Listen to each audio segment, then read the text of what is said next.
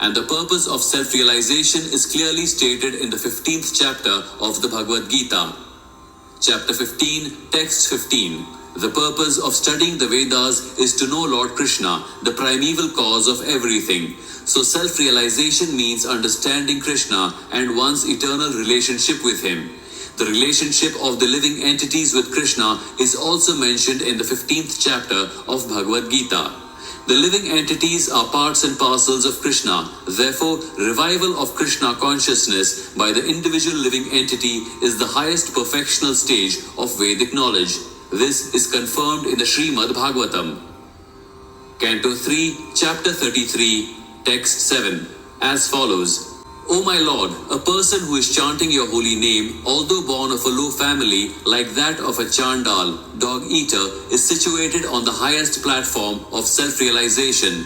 Such a person must have performed all kinds of penances and sacrifices according to Vedic rituals and studied the Vedic literatures many times after taking his bath in all the holy places of pilgrimage. Such a person is considered to be the best of the Aryan family.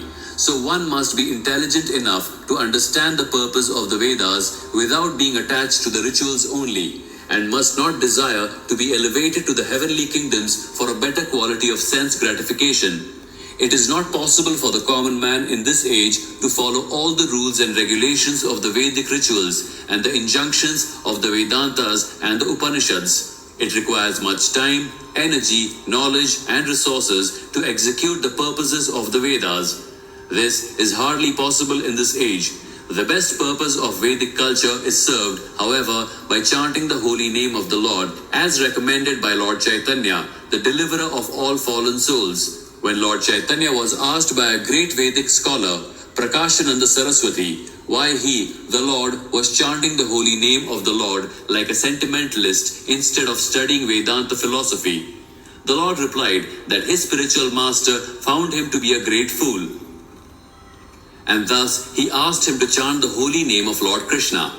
He did so and became ecstatic like a madman. In this age of Kali, most of the population is foolish and not adequately educated to understand Vedanta philosophy. The best purpose of Vedanta philosophy is served by inoffensively chanting the holy name of the Lord.